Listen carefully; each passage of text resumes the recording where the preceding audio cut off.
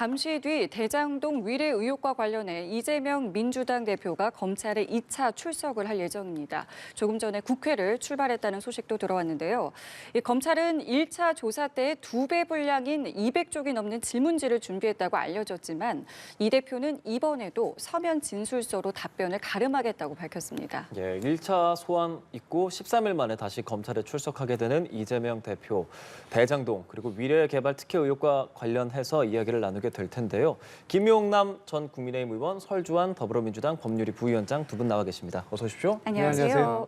네, 이제 이재명 대표가 조금 전에 이제 국회를 출발해서 검찰로 가고 있다라고 저희가 소식을 들었기 때문에 잠시 뒤에 이제 또 화면을 보여드릴 수 있을 텐데요. 일단 오늘 조사 좀 어떤 부분을 좀 눈여겨 보시는지 먼저 듣겠습니다.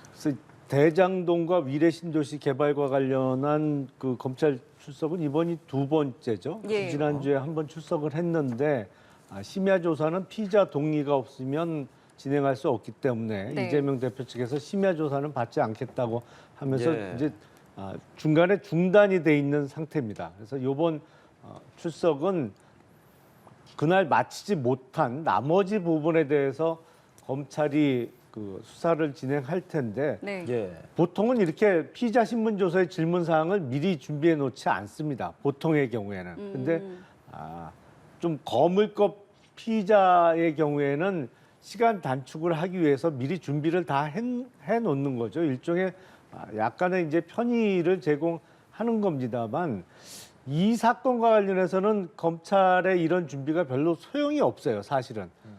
이재명 대표 측이 사실상 진술 거부를 계속하고 있는 상황이기 때문에 미리 준비한 질문 내용을 묻더라도 뭐 대답은 다 똑같이 나오고 있는 형편입니다. 그러니까 뭐 이미 제출한 진술서로 가름하겠습니다. 내지는 뭐 더 이상 할 말이 없습니다. 형태로만 진행이 됩니다만 수사를 하는 검사 입장에서는 그렇다고 아예 묻지도 않고 조사를 끝낼 수는 없기 때문에 묻는 시간은 계속 걸릴 것 같습니다.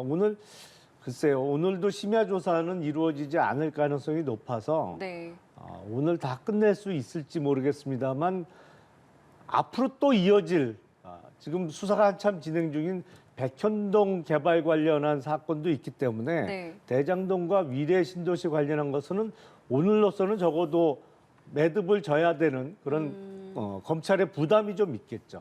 나오기까지 역시나 신경전이 있었습니다. 참 매번 반복되고 있는 모습인데요. 일단은 이번 조사 좀 어떻게 보고 계시는지요? 일단 좀 검찰에서는 더 이상 시간을 가지고, 그러니까 소환의 형식에 대해서 너무 이렇게 서로 이렇게 언론을 통해서 신경전을 벌이는 것은 실질적으로 의미가 없어요. 이건 그냥 이제 소음일 뿐인데, 뭐 일반적인 뭐 우리 그 김용남 의원님께서도 검사를 하셨으니까 원래 이제 일반적인 피의자 같은 경우에도 보통 시간 조율을 해서 오라고 하거든요. 뭐 무조건 그러니까 구속 수사가 아닌 이상 불구속 상태에서는 좀 조율을 해서 하는 경우가 있는데 계속 이런 부분을 가지고 서로 신경전을 하는 것이 과연 옳은가 싶기는 하고 내용상에서도 뭐 잘 말씀해 주셨습니다만은 어찌 보면 오늘이 마지막이 될지 또 이후에 또 계속 되어질지 그리고 예를 들어서 백현동 사건과 관련해 가지고 소환을 했을 때도 뭐 물어볼 수는 있을 것 같아요. 제가 봤을 때는 그 부분에 대해서 근데 앞으로 계속된 아마 소환 조사가 이어질 텐데 오늘은 그 과정상의 하나라고 보고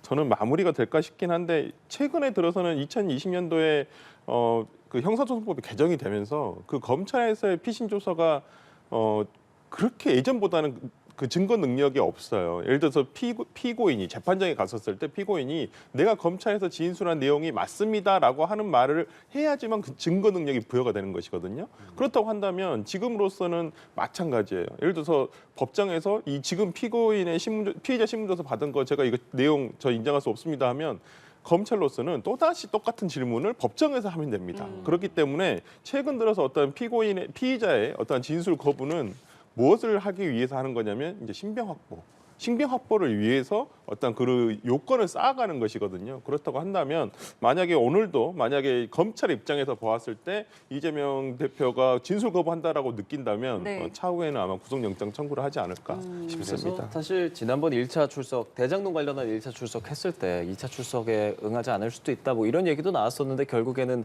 바로 이 대표가 본인이 직접 나서겠다고 이야기를 했었고 그런데 이번에는 정말 혼자 나가겠다라고 하잖아요. 네, 네, 변호인만 네. 데리고 네. 가겠다라고 네. 했는데 어떻습니까? 의원들 뭐 나간다는 거 전혀 의원님들 없습니까? 페이스북이나 이런 걸 보더라도 뭐 아마- 나가신다는 말은 없으신 것 같아요. 그리고 뭐 웹자보나 이런 게 돌긴 도는데 지지자들 이렇게 뭐 단톡방이라든지 이런 게 있지 않습니까? 단체 어떤 문자 메시지 방에서 보면 이제 지지자들이 나가겠다, 뭐 그 자발적으로 나가겠다라고 해서 그것까지 또 오지 말라고는 하는데도 예. 불구하고 뭐 나가는 걸 또 막을 수는 없지 않겠습니까? 지지자들은 뭐, 그럴 예, 수 지지자들은 있겠죠. 자발적으로 예. 나가서 응원하는 것으로 알고 있습니다. 의원들 정말 한 분도 모습을 드러내지 않을지도 가실 수도 예, 있죠. 그것도 뭐. 좀 관심이 되는 부분이고 네. 어떻습니까? 예. 이렇게 변호사만 대동하고 이번에 정말 혼자 가겠다. 어떤 의도일까요? 이재명 대표도 사실은 출석 횟수가 늘어나고 본인에 대한 사법적 혐의가 계속 불어나고 있는 형편이잖아요. 최근에 백현동 사건도 더 수사가 진행되고 있고요. 이 부담스럽겠죠. 매번 출석할 때마다 사실은 오늘 출석이 검찰의 마지막 출석이 아닐 가능성이 훨씬 높거든요. 앞으로도 더 출석이 이루어져야 되는데 매번 그때마다 현역 국회의원 수십 명이 대동하고 이런 모습이 국민들에게도 안 좋게 비춰질 가능성이 높고 당 내에 있어서도 점점 그에 대해서 비판적인 목소리가 커질 수 있기 때문에 이재명 대표 본인에게 부담으로 다가오고 있는 것 같습니다. 그래서 본인은 그저 변호사만 대동하고 조용히 혼자 갔다 오겠다. 계속 그 메시지는 반복할 수밖에 없을 것 같고요. 저 서울중앙지검 같은 경우에는 충분히 그것도 가능합니다. 사실은 지지자들이 모여 있더라도 예. 차량을 이용해서 그냥 진입하면 되거든요. 사실은 지하 주차장으로 진입하고 그러면은 만날 일이 없기 때문에 근데 많은 지지자들이 나와 있으면 내려서 거기서 인사하고 언론 앞에 메시지까지 전하고 계속 출석을 해 왔죠. 근데 비슷비슷한 모습이 계속 반복될 수밖에 없거든요. 내놓는 메시지도 거의 똑같을 수밖에 없습니다. 네. 본인에 대한 수사가 야당 대표 탄압이다, 정치 수사다, 뭐 비슷한 메시지를 매번 내놓을 수밖에 없기 때문에 그것도 또 다른 이재명 대표에게는 부담일 수밖에 없어 보입니다. 네, 지난번에도 포토라인에서 입장을 발표했습니다만 오늘도 일단은 언론을 대상으로 포토라인에서 입장을 발표하는 것으로 예정이 되어 있는데요. 굉장히 좀 강한 발언들을 이제 두 차례 했지 않겠습니까? 네네. 오늘은 뭐 비슷한 이야기를 하겠습니까? 뭐 그럴 수도 있고 최근 오히려 지난해 1차 조사 이후에 새로운 또 뭐 예를 들어서 최근에 압수수색이라든지 그다음에 무슨 뭐 코나 아이라든지 백현동이라든지 네. 계속된 추가적으로 지금 나오는 것들이 있거든요. 네. 그렇다고 한다면 이 부분에 대해서도 이게 한 사람에게 어떤 과거의 시장과 도지사를 했다는 이유만으로 과거에 했던 모든 정책들이라든지 어떤 판단의 내용을 가지고 와서 이것을 어떤 형사상 책임을 씌우겠다라고 한다는 것이 본인에게는 너무나 가혹할 수 있거든요. 그러니까 수사도 당연히 죄가 있고 의혹이 있으면 수사를 하는 게 맞습니다만은 어떻게 이런 이재명 한 사람에게만 과도하게 할 수가 있느냐. 정말 먼지털이지 수사. 최근에 정말 곽상도 전 의원의 정말 이 50억 판결을 보고서 어떤 국민이 이것을 이해할 수 있겠습니까? 이 너무나 극명하게 비교되기 때문에 저는 예. 어떤 지난 1차 수사, 1차 소환과 지금 2차 소환 사이에 있었던 일들을 합해서 아마 좀 본인의 의견을 얘기하지 않을까 싶습니다. 네, 저희가 지금 화면 보여드리고 있습니다. 이재명 대표는 국회를 출발해서 이곳으로 오게 되겠고요. 지금 뭐 푸른색 풍선을 든 지지하시는 분들도 계시고 그리고 이제 잠시 뒤에 이제 포토라인에서 입장을 발표하게 될 청사 앞에는 많은 언론들이 이재명 대표를 기다리고 있습니다. 지난번에 포토라인에서 그런 이야기를 했어요. 그러니까 조사 마치고 나서 수사가 아닌 정치를 하고 있는 것 같다. 기소를 목표로 조작하고 있다. 이런 발언들도 내놨거든요. 오늘 어떤 이야기 좀 하겠습니까? 그래서 뭐 비슷한 얘기를 반복할 수밖에 없지 않을까요? 근데 이재명 대표와 관련한 사건을 이렇게 보면 드는 생각이 지금 사실상 지자체 장의 권한이 너무 막강합니다.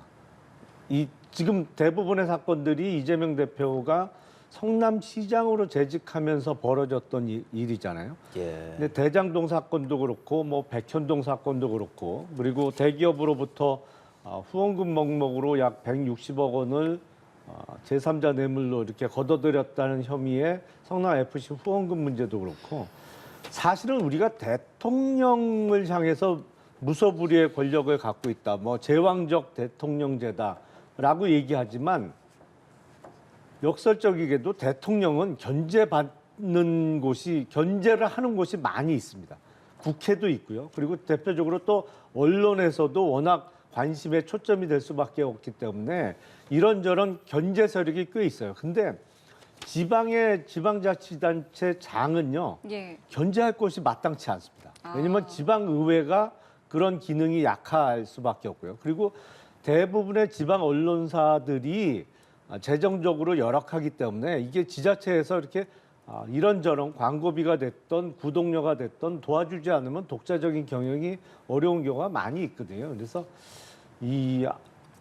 이런 대장동이나 백현동 사건들을 보면서 이 사실상의 무소불위의 권한을 갖고 있는 지자체장의 권력을 어떻게 견제할 것이냐, 이 시스템에 대한 고민도 좀 앞으로 해봐야 될 것 같습니다. 이렇게 얘기하면 뭐 지자체장을 하시는 분들은 지방자치단체가 풀뿌리 민주주의고 뭐 지자체의 권한을 더 확대시켜야 된다, 중앙정부로부터 독립해야 된다, 이런 말씀을 반복하시겠습니다만 제가 보기엔 네. 이 권한이 너무 커요. 그리고 견제 세력이 너무 약합니다.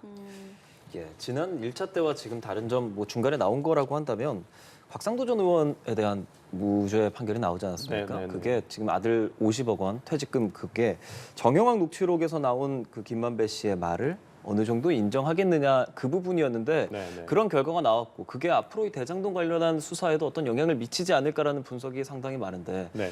어떻게 좀 보고 계시는지요, 설 변호사님? 일단은 그냥 일반적으로 이제 보았을 때 정영학 녹취록이라고 하는 소위 정영학 녹취록이라는 것이 기본적으로 증거 능력으로서 신빙성을 갖기가 굉장히 어렵습니다. 왜 그러냐면 그것을 제출하는 그 제출한 과정에서 정영학 씨가 일부 본인이 자의적인 편집을 해요.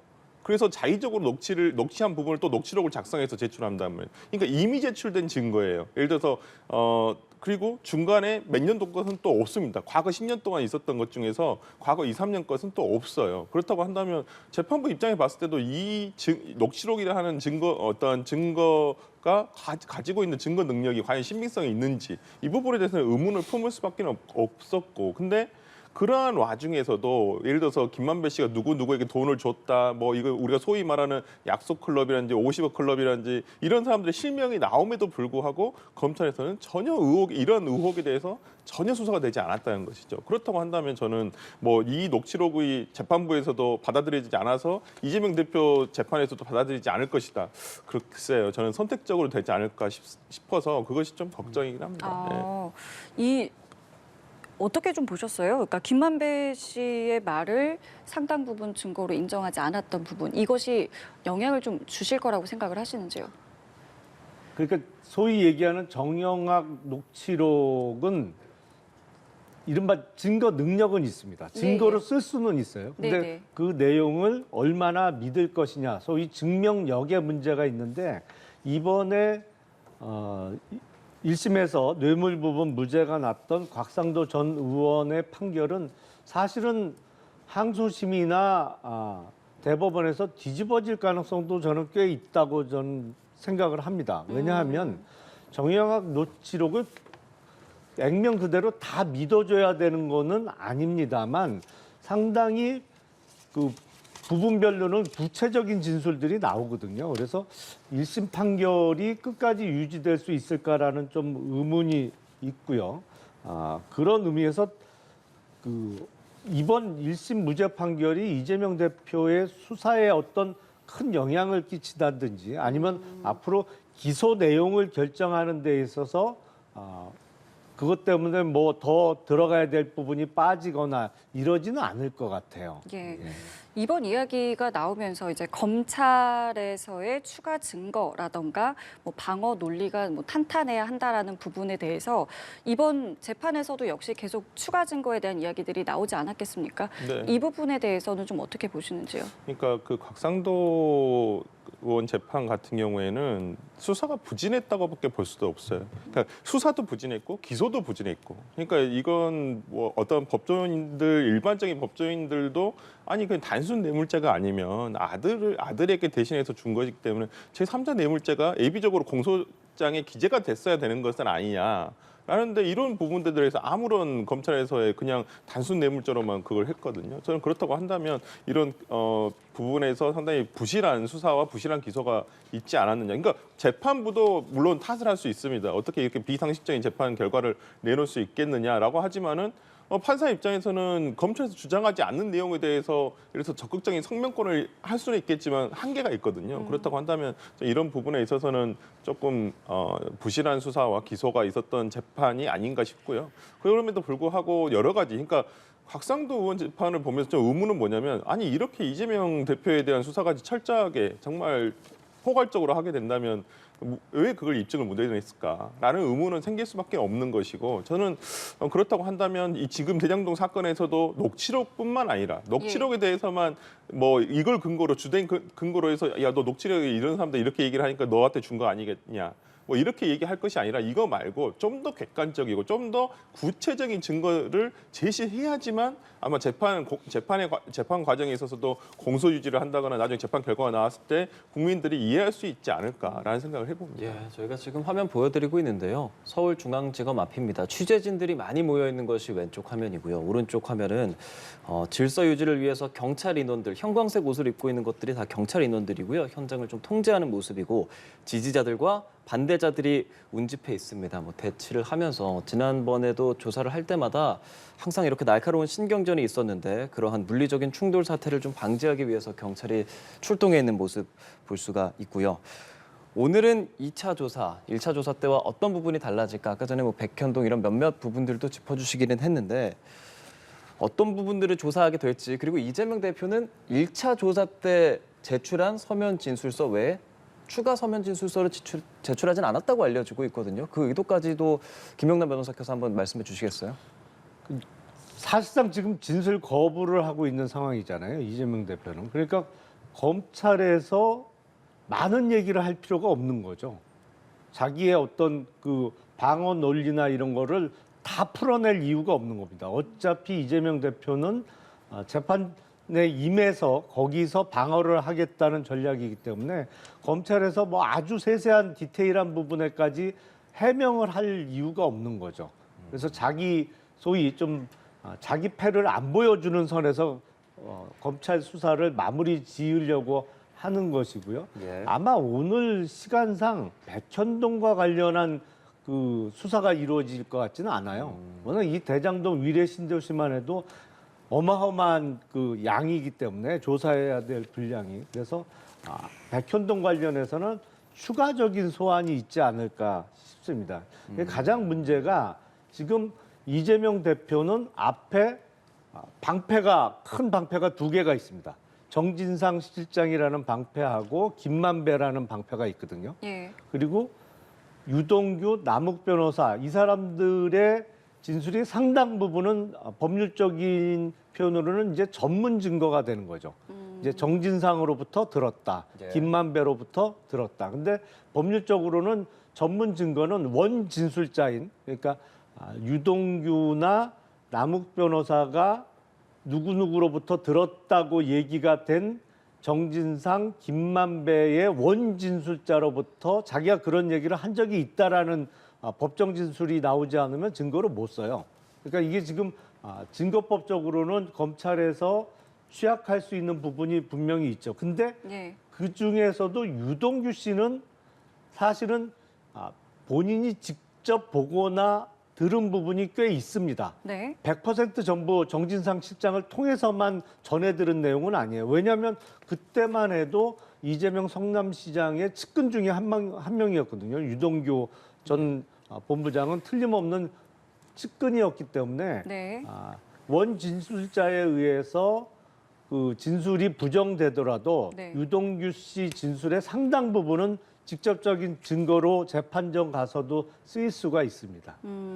그러니까요. 검찰은 200쪽이 넘는 질문지를 준비했고 이재명 대표는 추가 진술서를 내지 않았습니다. 오늘 조사는 어떻게 좀 진행되겠습니까? 지난번 1차 조사에서는 그 입회를 했던 변호사의 인터뷰 내용을 보면 네. 오전에는 그때도 이제 10시 반 출석을 해서 오전에는 빠르게 위례 신도시에 대한 내용들, 그러니까 어떻게 수사를 물어보냐면 얼개를 먼저 물어본 다음에 주된 어떤 소주제 형식으로 물어본 다음에 전체적으로 물어본 다음에 그 다음 세부적으로 들어가서 지금 묻고 있다고 하거든요. 네. 그다음 오후 들어서 대장동에 대해서도 이제 얼개를 쭉 물어본 다음에 다시 이제 처음으로 가서 이제 시간 순서상으로 해서 자세한 질문에 대한 어떤 내용들을 물어봤다고 해요. 그리고 네. 나서 이제 오후 늦게부터 제시를 한 것이 당시의 결제 서류를 보고 이를 당신이 결제를 했느냐 안 했느냐, 그리고 이 부분에 대해서 어떻게 무슨 과정에 대해서 물어봤겠죠. 저는 그 뒤에 지금 이번에도 물어볼 것은 어찌 보면 지난 조사에서 했던 내용들 뭐 다시 한번 한 것이 맞는지 안 맞는지 먼저 한 다음에 네. 그다음에 큰 줄기를 물어본 다음에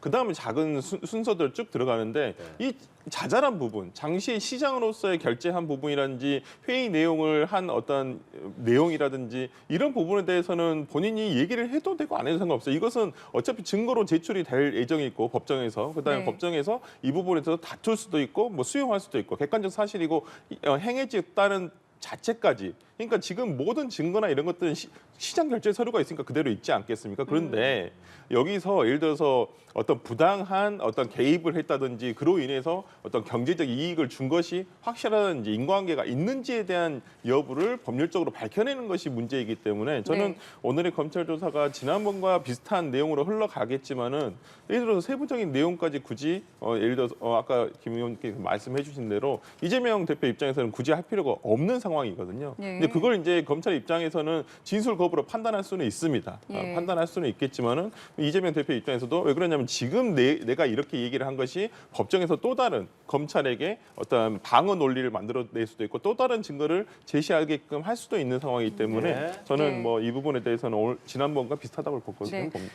지금 저희가 이재명 대표 모습이 나가고 있는 저 화면은요. 조금 전에 이제 국회에서 이제 검찰로 출석하기 직전의 모습입니다. 이 대표는 이제 오늘 최고위원 일정을 마치고 11시에 검찰에 도착을 할 예정이었습니다만 잠시 좀 미뤄지고 있는, 그러니까 좀 늦어지고 있는 모습입니다. 지금 오른쪽 화면이 현재 이제 중앙지검의 모습인데요. 도착을 하게 되면 저희가 바로 또 어떤 이야기들이 나오는지를 연결을 해드리도록 하겠습니다. 지금은 일단은 전해지는 바에 의하면 여의도 국회를 출발해서 서초동으로 이동을 하고 있는 중입니다. 아마 11시 10분쯤 도착을 할 것으로 전해지고 있는데요. 그 과정은 계속해서 보여드리도록 하겠습니다.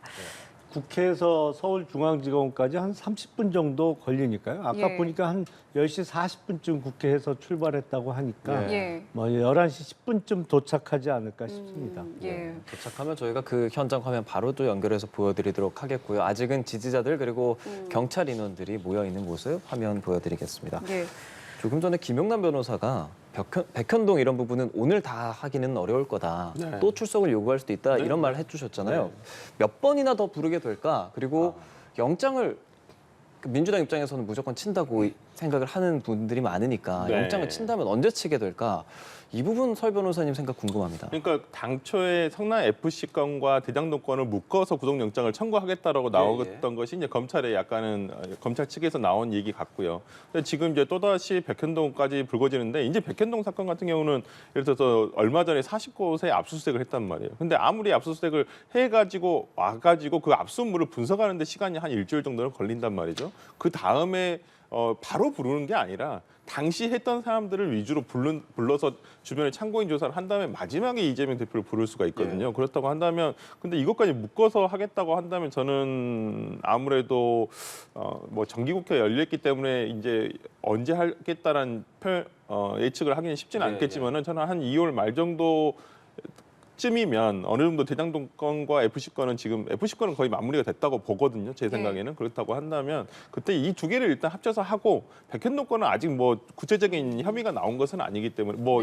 계속 흘러나오는 언론 보도로는 뭐 대장동보다 백현동이 더 확실하다. 뭐 이런 예, 얘기도 그런 보도 있긴 있더라고요. 합니다만은 뭐 백현동 건까지 다 묶어가지고 한다는 것은 모르겠습니다. 검찰로서는 더욱더 완전을 기하기 위해서 뭐 백현동 건까지 다 어차피 지금 하나 나중에 하나 뭐 큰 차이가 없다고 본다면 뭐 한꺼번에 나중에 한꺼번에 어느 정도 본인들이 생각했던 수사 결과를 다 가지고 구속영장을 청구할 수도 있지 않을까 싶고요. 서울중앙지검에서는. 근데 이제 더 중요한 것은 아직 수원에서 쌍방울 수사가 지금 진행되고 있기 때문에 예. 또 이제 수원지검에서도 부를 가능성이 있다고 보거든요. 그렇기 때문에 뭐 이거 두 개를 또 다 한꺼번에 할지는 모르겠습니다. 저는 서울중앙지검에서 하고 있는 건을 묶어가지고 하지 않을까 싶습니다. 근데 그 병합과 관련해서 성남일지 중앙지검일지 아직 뭐 결정이 안 됐다라고 하는데 네. 이건 뭐 어떤 걸 특별히 고민을 하고 있는 겁니까? 아니면은 뭐 어떤 절차가 남아 있는 겁니까? 뭐 절차적으로는 충분히 예를 들어 성남 지청에서 하고 있는 뭐 성남 FC 건도 중앙지검으로 이첩을 해가지고 할 수는 있습니다. 뭐 그 이번에 하고 있는 백현동 건도 원래 수원지검에서 가지고 있던 것을 중앙지검에서 하겠다라고 해가지고 지금 가지고 와서 하고 있는 것이거든요. 그렇다고 예. 한다면 뭐 어디서 청구를 할 것이냐 아니면 내부적인 절차만 남아 있을 뿐이지 저는 뭐 그 두 쪽에서 근데 그래도 서울중앙지검에서 하는 것이 아무래도 더 낫지 않을까 본인들은 판단하지 않을까 싶습니다. 검찰 쪽에서는. 검찰 측에서 이걸 판단할 때 뭐 어떤 고려 요소가 있겠습니까?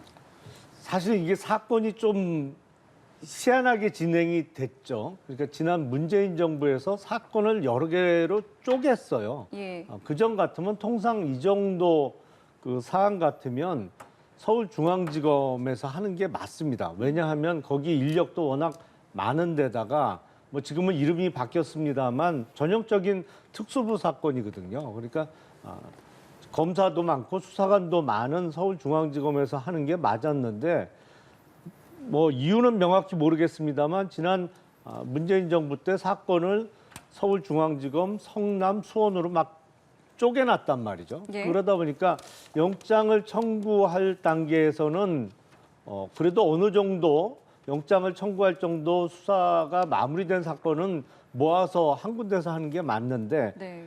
아무래도 그 상징성이 있는 서울중앙지검으로 모아서 서울중앙지법의 영장 재판을 받아보는 게 맞겠죠. 근데 이재명 대표가 현역 국회의원이잖아요. 예. 지금 우리나라 국회가 작년 9월 1일 정기국회를 개원한 이후에 회기가 이달 말일까지 2월 28일까지 계속 연장이 됐거든요. 네네. 그러니까 정기국회는 뭐 100일 동안으로 12월 10일 날 끝났습니다만 그 이후부터 계속 임시국회를 잡아가고 있어요.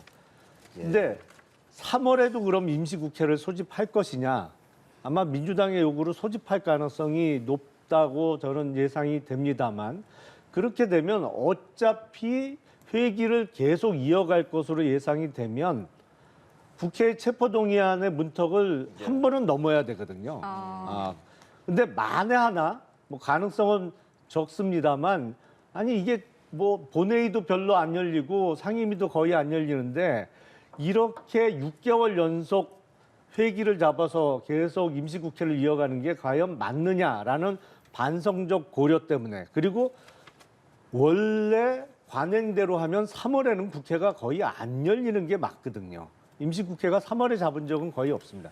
그래서 만약에 2월 28일로 임시국회 회기가 끝나고 3월에는 회기가 없다라는 게 어느 정도 확정이 된다고 하면 검찰 입장에서는 굳이 국회 체포동의안을 거쳐야 되는 2월에 영장 청구를 하는 것보단 3월에 영장 청구를 하면 그러면 검찰에서 영장 청구하면 바로 법원에 영장 재판으로 넘어가는 단계거든요. 예. 그래서 영장 청구 시기는 국회 회기가 어떻게 되느냐, 임시국회가 계속 연장되느냐, 아니면 2월 28일로 끝나느냐 요게 하나의 변수가 될 것 같습니다. 그 변수에 대해서 어떻게 보고 계십니까? 일단은 임시에는 뭐 일하는 국회이기 때문에 보통 우리가 국회의원들의 여름방학과 겨울방학이 1월하고 7월이거든요. 보통 이제 그 7월 달에 보통 임시회를 안 열고 1월 달에도 보통 안 열는데 지난번 1월 달에는 열었었고요. 그렇다고 한다면 3월 달에는 아마 여러 가지 사안들도 있고 뭐 최근에 여러 가지 뭐 정책적인 부분이나 이런 임시 상임위를 열어야 될 문제도 있기 때문에 3월 달에 당연히 열릴 거 3, 4, 5, 6월까지는 저는 간다고 보고요. 7월 달 저는 7월 달이 어떨지가 상당히 좀 궁금은 합니다. 보통 이제 통상적으로 잘 개의를 하지 않는 그 달인데 이제 그 달까지 열지 어쩔지는 모르겠습니다만은 근데 이제 이것도 당 내에서는 상당히 부담스럽기는 해요. 계속된 어떤 예를 들어서 방탄의 이미지가 쌓여져 가는 부분에 있어서 좀 고민해봐야 되는 지점이 아닐까라는 생각을 좀 해봅니다. 약간 그 수정의 말씀을 좀 드리자면 정기국회 회기는 9월 1일 날 개원해갖고 100일 동안 하는 게 맞습니다. 이제 12월 10일쯤이면 끝나는데 그 외에 임시국회는 원래 짝수달에 보통은 열렸습니다. 그래서 홀수달은 회기가 아닌 게 관행이었거든요. 근데 지금 1월에도 계속 꽉 차게 회기는 잡아놨죠. 일은 안 했지만. 그래서 3월, 5월 이때도 계속 임시국회를 이어갈지가 좀 지켜봐야 될 것 같습니다. 그런 거 역시도 뭐 구속영장을 청구하고 나서의 이야기이기는 한데 민주당 안에서 사실 네. 단일 대우를 계속 가져갈 것이냐 혹은 다른 목소리가 계속 나온다. 이 부분 저희가 이 사안이 벌어지고 나서 이렇게 좀 주목이 되고 나서 쭉 나왔던 말이잖아요. 최근의 분위기 어떻습니까? 그러니까 뭐 지금도 그렇게 달라지지는 않았습니다. 이제 과거에 그런 소수의 의견을 제시하신 분들은 계속 제시하고 계시고 뭐 지금의 이재명 대표나 주류 입장에서는 단순히 이런 의혹 진술 이런 것만으로는 우리가 믿을 수 없다. 그리고 본인이 예를 들어서 인정한다고 한다면 그거에 따라서 뭐 처벌을 받거나 처분을 하면 되는데 지금 뭐 본인도 전혀 아니고 특히나 이제 문제가 되는 것은 김용 정진상 어떤 이분들에 대한 재판의 결과는 이제 재판도 시작도 하지 않았지만은 뭐 이런 부분에 있어서 의혹이 밝혀진 내용들이 없거든요. 그렇다고 한다면 지금 단계에서 그러니까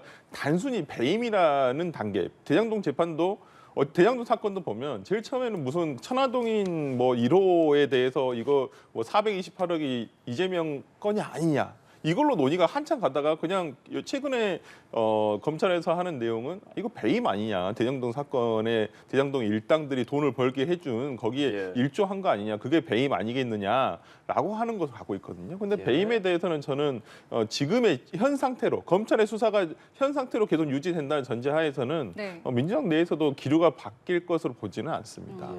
지금 서울중앙지검 모습 보여드리고 있는데 11시에 출석 예정이었습니다. 아직은 도착하지 않은 민주당의 이재명 대표이고요. 네, 곧 도착한다는 이제 소식이 전에 들려왔는데 아직까지는 이재명 대표가 탄 차량의 모습이 보이지는 않습니다. 도착을 하는 대로 저희가 어떤 또 입장을 발표하는지도 함께 좀 이야기를 나눠보면 좋을 것 같은데요. 사실은 그 민주당 내에서 이 만약에 체포 동의안이 넘어왔을 경우에 어떤 반응들이 있겠느냐에 대해서 뭐 여러 추측이 있었습니다만은 이번에 이제 이상민 장관 체포 동의안이 이제 가결되는 그 모습을 보면서 많은 분들이 여기에 좀 이제 비추어서 이야기하는 부분도 좀 있습니다. 그 부분 좀 어떻게 보십니까? 탄핵소추안이죠. 근데 그 탄핵소추안 같은 경우는 저는 또 다르다고 보는 게 왜냐하면 내부에서 의총을 통해서 당론으로 결정을 지은 사안이거든요.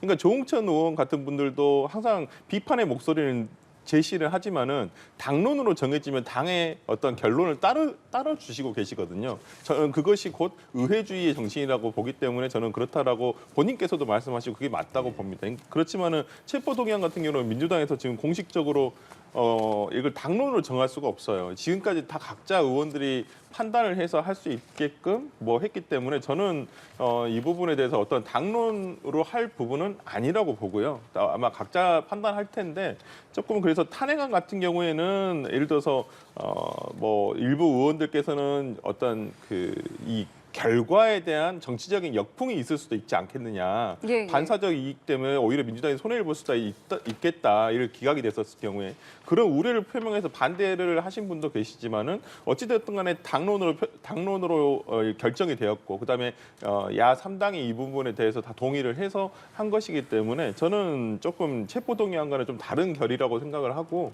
체포동의안은 아마 그때 가서 제시되는 어떤 그 검찰 측에서의 내용, 그 다음에 뭐 지난번 노웅래 의원 때와 같이 이제 법무부 장관이 나와서 또 모두 진술을 하지 않겠습니까? 예. 설명을 할 때 어떻게 설명을 하느냐에 따라서 저는 현장에서 다소 달라질 부분은 있다고 보입니다. 예.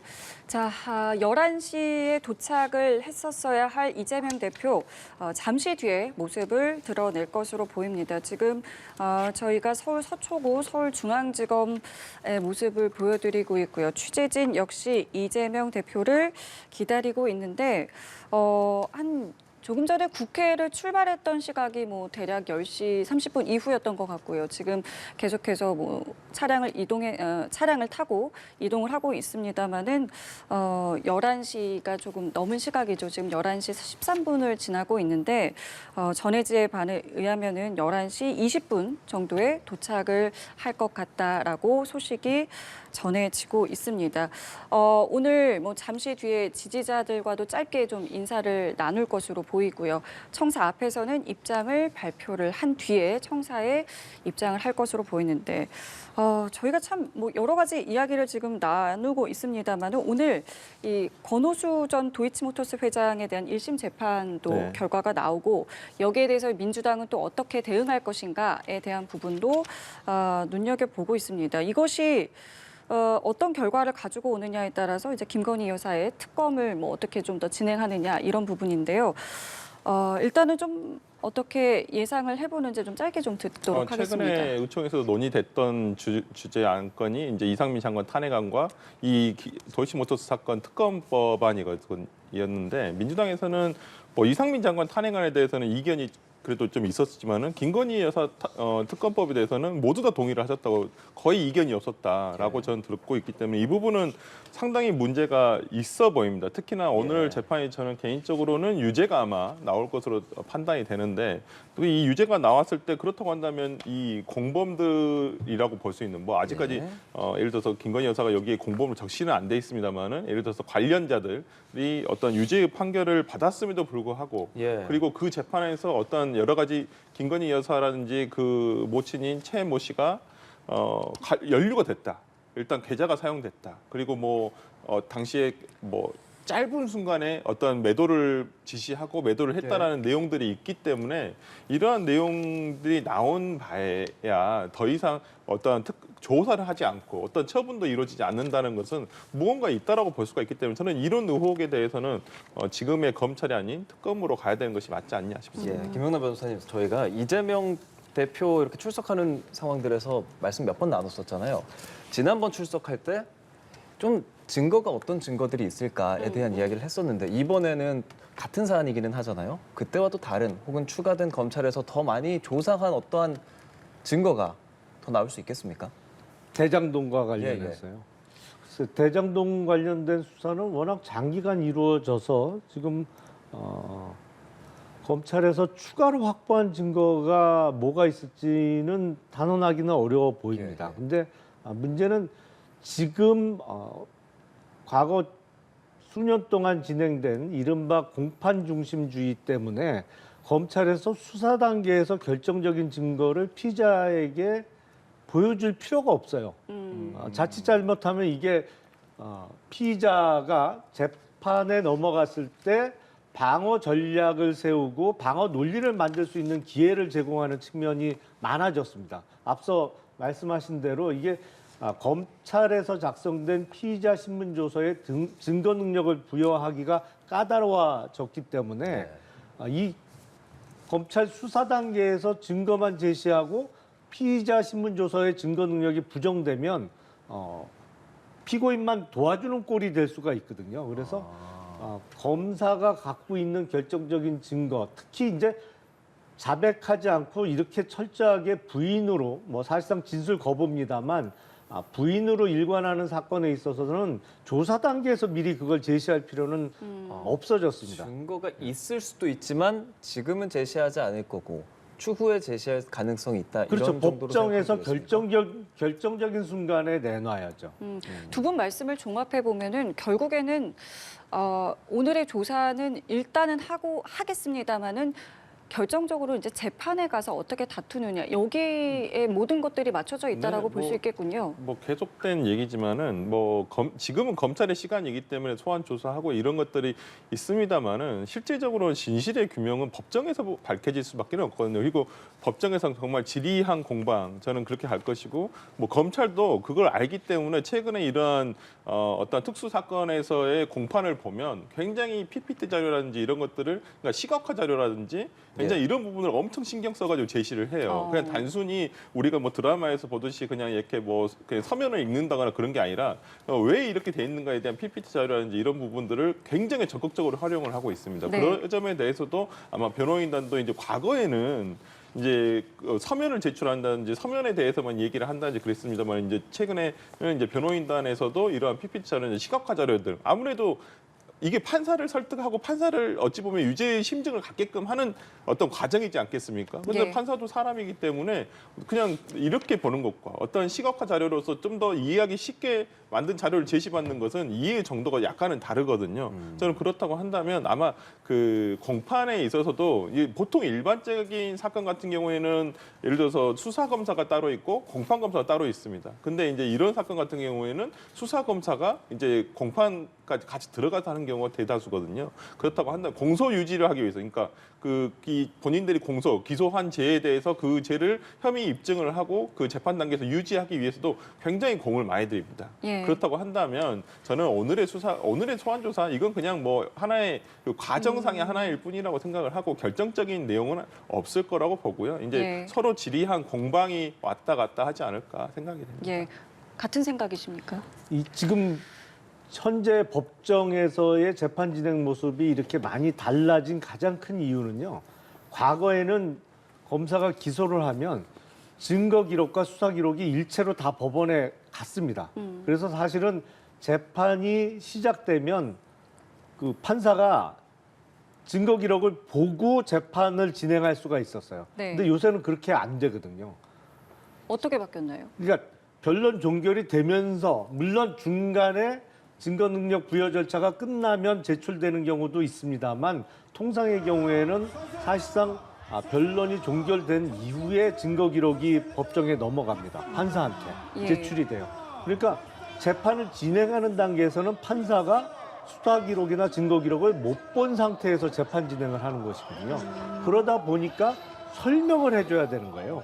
검사가 예. 공소 유지를 하기 위해선 처음에 대략적인 아웃라인을 잡아주고 앞으로 이 재판이 어떻게 진행될지를 좀 설명해 줘야 되는 절차가 필요해졌습니다. 예. 과거보다. 예. 그러다 보니까 옛날에 이렇게 진행되던 거는 지금 많이 달라졌고요. 그전에는 뭐 법정에서 검사가 이렇게 PPT 자료를 이용해서 프레젠테이션 하는 경우가 없었습니다만 요새는 조금 사안이 복잡하거나 중요 사건은 그렇게 많이 하거든요.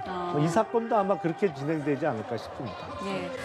자, 11시 20분이 지났습니다. 이재명 대표는 아직 도착하지 않았는데요.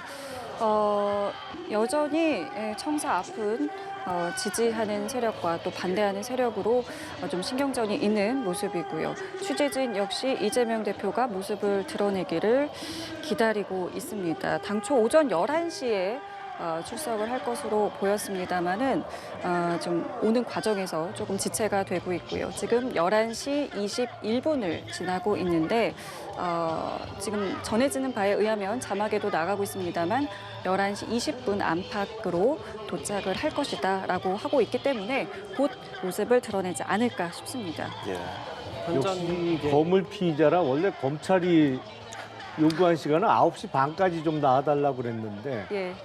이재명 대표 측이 11시에 나가겠다고 했죠. 근데 11시에서도 지금 많이 늦어지는데 역시 근데 거물 피의자라 좀 다른 것 보통 같습니다. 이렇게 되면 바로 점심 시간이 또 그렇죠. 걸려 있지 않습니까? 근데 이렇게 아마 되면 진행이 어떻게 되는 늦어져. 겁니까? 점심 시간을 좀 짧게 가지고 이거 예. 도시락을 어차피 시키거나 그러기 때문에 점심을 한 10분에서 20분 사이로 그냥 짧게 가지고 좀 이제 점심 시간을 보통 1시 정도 12시부터 1시까지인데 조금 더 줄여가지고 하지 않을까 싶습니다. 지금 화면에 이재명 대표가 탑승한 차량이 보이고 있는데요. 지지자들 향해서 창문을 내리고 손을 향하고 있습니다. 네, 뭐 차량에서 내릴지 여부는 확인이 되지 않습니다만은 지금 시간이 또 늦었기 때문에 원래는 지지자들과 인사를 한다는 당초의 보도도 있었습니다만은 차량이 바로 청사 안으로 들어가고 있습니다. 이재명 대표 도착을 했습니다. 지지자들에게 손으로 인사를 했고요. 안으로 예. 들어왔는데 아무래도 오늘은 좀 경비가 삼엄하게 진행이 된다는 서울중앙지검입니다. 비표를 받은 사람만 드나들 수 있게 되고 검찰 직원 정도만 통제하는 시간에는 진행된다고 하는데요. 지금 이 보이는 검정 승합차가 이재명 대표가 타 있는 차입니다. 뒷좌석 네. 오른쪽 문을 열고 지지자들에게 인사를 하는 모습도 볼 수 있었고요. 예. 자, 이제는 이제 취재진들 앞에서 입장 발표를 잠시 할 것으로 보입니다. 어떤 또 이야기들을 하게 될지. 오늘은 뭐 추가 진술서는 내지 않았고요. 따로 입장 발표만 이제 할 것으로 보이는데요. 차량에서 내리는 이재명 대표의 모습 함께 보시겠습니다. 예, 지금 차량은 멈췄고요. 더불어민주당의 이재명 대표 포토라인에 서서 입장을 발표하기 위해서 현관 앞으로 걸어가고 있는 모습 함께 보고 계십니다. 지금 보여드리는 이 화면, 지금 이 시각 서울중앙지검에서 이재명 대표가 출석을 위해서 현관 앞에 선 모습입니다. 입장 발표 들었습니다. 어떻게 들으셨습니까? 뭐 비슷한 메시지가 반복되고 있고요. 매번 비슷한 얘기를 해야 하다 보니까 뭐 새로운 내용을 조금 넣으면서 이재명 대표가 심각한 자기 모순에 좀 빠진 부분이 있어요. 왜냐하면 경제난 얘기를 하면서 또 주택과 관련한 전세 사기범 이 문제를 언급을 했는데 지금 수사가 진행 중인 백현동만 이야기하더라도 그게 원래 자연녹지, 보존녹지로 구성돼서 아파트를 질 수 없는 땅이었습니다. 그걸 이제 준주거지역으로 풀어주면서 아파트를 짓게 해줬는데 그 과정에서 민간업자가 뭐 수천억의 부당이익을 취득한 혐의에 대해서는 논외로 하더라도 이게 원래 아파트를 짓더라도 100% 임대 아파트만 짓기로 했던 땅이에요. 네. 이거를 임대 아파트 비중을 10분의 1로 확 줄이고 90%를 비싸게 분양할 수 있는 민간 분양주택으로 허가를 내준 게 당시 이재명 성남시장이거든요. 그래서 어떤 측면에서는 주택난을 가중시킨 뭐 주요 원인 중에 하나를 제공한 건데 네. 뭐 주택난으로 인한 예. 전세 사기범 얘기를 하니까 좀 스텝이 꼬인 것 같습니다. 예. 어떻게 좀 보셨습니까? 네, 그러니까 그 동특이 전 여명의 시간이 가장 어둡다고 하지 않습니까? 그러니까 이재명 대표에게는 지금이 가장 어두운 시간이 될 수도 있고 또 해는 뜰 것이라고 보고요. 그러니까 오늘 얘기한 것은 기존에 1차 출석 이후에 있었던 내용들을 한번 조합하고 그다음에 특히나 지금 민생에 대한 얘기를 정부에게 요구하고 있고 지금의 검찰 수사가 부당함과 불공정한 거 그리고 최근에 있었던 곽상도 재판에 대해서도 비판을 하면서 저는 다시 한번 본인의 입장을 재정리해서 한번 국민들께 말씀드린 것으로 보고 있습니다. 예, 알겠습니다. 두 분과 오랜 시간 이야기 나눴습니다. 여기서 인사드리겠습니다. 고맙습니다. 고맙습니다.